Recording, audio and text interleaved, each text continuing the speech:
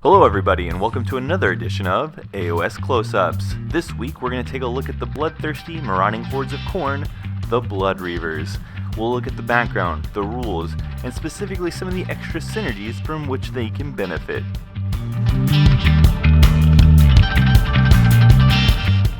The dark truth behind the true nature of a Bloodreaver is a disgusting tale of craven cowardice. Legions of heroes have stood against the blight of chaos, with most having met an unfortunate end in that worthy defiance. What marks their greatness is their commitment despite all odds to stand firm against this evil. But not all who have braved against the followers of the dark gods have stayed true in this cause. Utterly defeated and surrounded by ruins and death, remnants of those who stood against the minions of Khorne have faced a gruesome choice: consume the hearts of their comrades, or be devoured themselves. And so, from the first fight, that transformation begins. The body swells with new muscle, and the mind clouds with nothing but thoughts of war and bloodlust. Deeper and deeper they fall into damnation. The more they fight, the more they consume, until they are utterly lost to Khorne.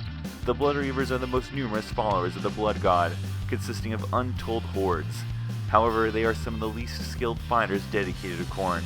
Yet, their brutal desperation to be noticed by their god, combined with their frightening numbers, makes them more than a match for many would-be heroes. Often armed with dual Reaper blades or a single Meat Reaper axe, the Bloodreavers recklessly throw themselves into the prepared battle lines of the enemy, confident in the knowledge that Khorne cares not from where the blood flows.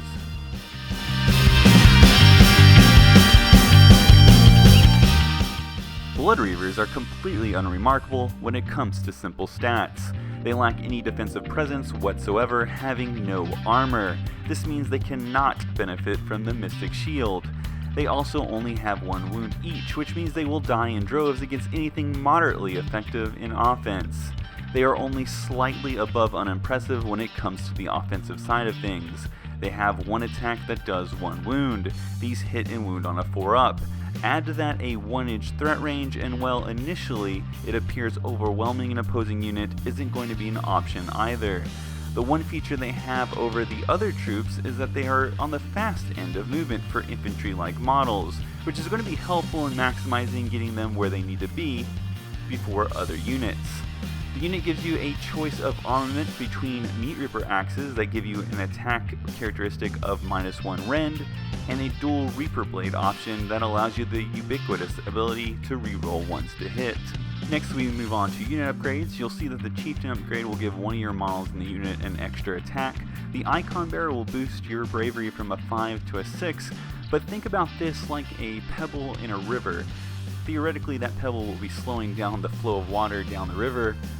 This bravery upgrade will be slowing the casualties you take in the battle shock phase, but really it's probably not going to be that significant. Next, we'll probably see the most impactful upgrade, which is the Hornblower, which adds a 1 to your charge and run rolls. Now, your unit's already pretty fast for an infantry type unit, so this is a welcomed upgrade that will probably play a role more often than not. Finally, we come to the most important section of the War Scroll, which is the ability section, and this really defines the Bloodreavers on the tabletop, giving them a general trend. And it starts off with the ability Frenzied Devotion, which states if this unit is within 12 inches of a model with the Chaos and Totem keywords when it's selected to attack, then all models in this unit have 2 attacks rather than 1, and a Chieftain has 3 attacks rather than 2.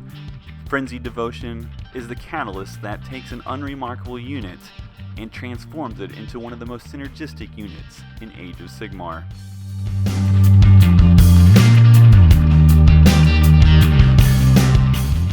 While the Bloodreavers don't have a massive amount of attacks inherently, there are so many abilities that can add more and more attacks, starting with Frenzied Devotion. While any Chaos Totem will do, the primary addition to an army using Bloodreavers is definitely the Blood Secator. Not only does he serve to play the role that unlocks the Frenzied Devotion ability, but he also compounds the attack multiplier with his own Skull of Portals ability that adds an additional attack to all Khorne units within 18 inches. Add to this attack bonus the fact your Bloodreavers no longer need to take battle shock tests as long as they're within range, then you undermine the greatest weakness of the Bloodreavers, which is a low battle shock value combined with 0 defensive survivability. If you really want to go all out with the Bloodreavers, build your army around the Dark Feast War Scroll. This battalion has 3 units of Bloodreavers, 1 Bloodstoker, and a Slaughter Priest.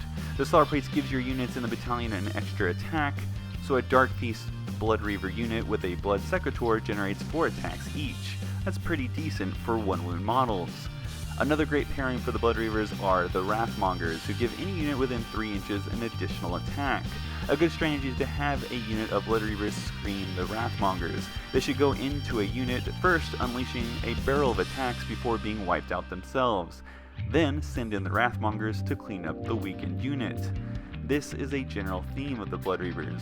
No matter the amount of attacks, even if they are immune to battle shock, they will probably not win a war of attrition against the unit they run into. They will, however, maim it enough to put it in a disadvantage against your more elite units. And more importantly, they lock a unit in place or zone off an area so that your other units can devastate the enemy army elsewhere without worrying about reinforcements. One thing you'll need to keep in mind is that your Bloodreavers only have a threat range of 1 inch, which means despite how big you make your units, more times than not you won't be able to maximize all of your attacks to 100%. However, don't let this dissuade you from making bigger units. It is in fact in your best interest to do so. You should look at your units as a way to deliver 6 to 10 guys into combat to maximize about 24 to 40 attacks. You want more Bloodreavers not to increase this threshold, but to pad your losses enough so that it doesn't affect this output immediately.